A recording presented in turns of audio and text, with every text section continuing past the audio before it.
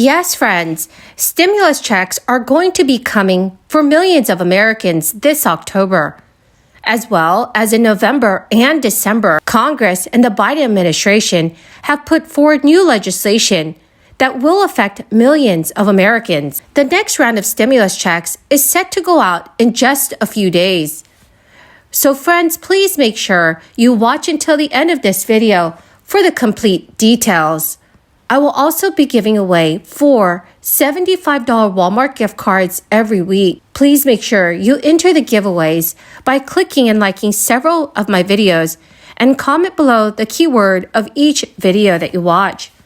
The more videos that you leave a comment on with the keyword, the greater your chances of winning the giveaways. During the months of October, November, and December, I will also be giving away surprise $200 gift cards to those of you that have been in this community for several months. It is a simple way of saying thank you so much for being here every day. The United States federal government sent out 3 stimulus checks to most U.S. residents throughout the crisis, as many were left without work or struggling to pay their bills. The economic impact payments were, for the most part, direct deposited into bank accounts or sent out as bank cards. More than 472 million payments, totaling $803 billion in financial relief, went to households that were impacted by the crisis. The Internal Revenue Service put out its report highlighting the efforts of its employees in 2021. One of the accomplishments touted by the agency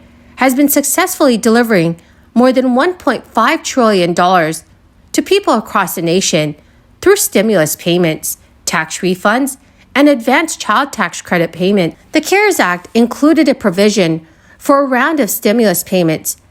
All eligible tax-paying adults received a check of up to $1,200, while eligible dependents under the age of 16 received $500 each in 2020. Also, when President Biden entered office, he immediately unveiled his American Rescue Plan Act, which proposed a third of round payments to Americans, including some of those who might have missed out on the first 2 rounds. Biden signed his $1.9 trillion American Rescue Plan into law. The third payment provided eligible individual taxpayers for a check of up to $1,400, while couples who filed jointly received a maximum of $2,800. In addition, families with dependents were eligible for an extra payment of $1,400 per dependent. Now, friends, 24 states have decided to help their residents as they struggle with rising inflation. And while these are not as significant as the checks sent through the crisis, they are still providing for people who are struggling to afford food, gas, energy, as prices continue to go up. Friends, the keyword for this video is Ginger Snap. If you would like to enter the next Walmart gift card giveaway, please click and like several of my videos and then comment below this keyword, which is Ginger Snap, and additional keywords of any video of mine that you watch. And do make sure, friends, that you are subscribed to my channel. Florida Governor Ron DeSantis has proposed an additional $1.1 billion in tax cuts presented weeks ahead of his November re-election bid. Governor DeSantis is asking the Florida legislature to permanently lift the state's 6% sales tax on baby necessities. He also wants the state to nix the sales tax on medical equipment and on medicines for pets. DeSantis billed his proposal as an inflation-fighting measure to provide relief on items such as high grocery prices, though it's not clear it would have the intended effect. He promised to announce more tax cuts in the weeks ahead, but tax breaks will not necessarily alleviate inflation. Some analysis, such as Howard Gleckman at the Tax Policy Center, have warned that tax breaks could actually worsen inflation because people will spend and consume more at a time when supplies are limited. A more temporary tax holiday of 2 weeks would come for back-to-school items ahead of both the fall and spring semester. Close to 60,000 Florida families received letters recently telling them they would be receiving $450 payments which is the result of a state program intended to help families struggling with inflation. Eligible families will receive a one-time $450 payment for each child in their care to offset the cost of rising inflation. The letters have said that the money can be used for anything from buying diapers or fueling up at the pump. To be eligible, you must be a foster parent, a relative or non-relative caregiver, or a participant in the Guardian Assistance Program or the Temporary Assistance for Needy Families Program. Roughly 60,000 families qualify to receive this payment. But friends, you do not need to apply. Letters have been mailed directly to all eligible residents, and the checks will soon follow. Well, my great and amazing dear friends, that is the end of my daily stimulus update video for this morning. Thank you so much for joining me here every day when I post the videos. Remember to please enter the giveaways by clicking and liking several of my videos, and then comment below the keyword of each video that you watch. Friends, remember, I'll be announcing a winner in a video very soon, so please make sure you do stay tuned. Thank you and have a wonderful and blessed weekend. Down the road, we need to begin to seriously recommit to fiscal responsibility by meaningfully reducing spending and reducing deficits while investing in policies that ensure growth. We need to reject any increases to mandatory spending. We need to enforce, and several other speakers mentioned this tonight, but we have budget rules in Congress that have simply been ignored for decades.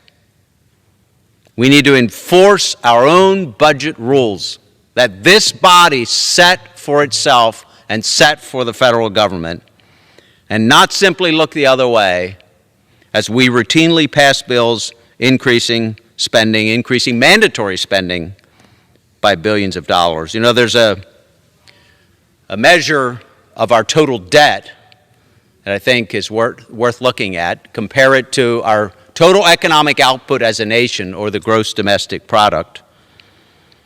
Currently, we're at about 130%. Our debt is 130% of GDP, and that's projected to increase as far as we can project at this point. About $1 trillion, we're $30 trillion now, increase over $1 trillion per year under the policies of this administration and previous administrations. That debt will eclipse 185% of GDP by 2052 on the current path. We know how it ends. Every country in history that has spent more money than it had, that has overtaxed and overspent, has failed. It doesn't end well. And while we may think this is a problem far in the future that future generations can take care of, at some point, we will see the devastating impact if we don't change the trajectory. If we don't reverse course, we risk the full faith and credit of the United States, which would put us under threat of a sovereign debt crisis and economic fallout that we've seen elsewhere in nations across the world. It'll take discipline. It'll take reducing our spending. It'll take investing in pro-growth policies similar to those that we implemented just a few years ago that created the booming economy that we had at that time.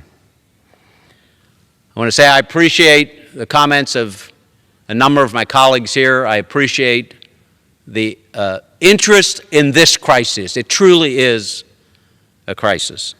And I look forward to working with my colleagues to put forward a sustainable, forward-thinking budget next Congress that both reduces federal spending, implements those pro-growth policies, and puts our country back on a sustainable fiscal future. We can do it, and we must do it for future generations.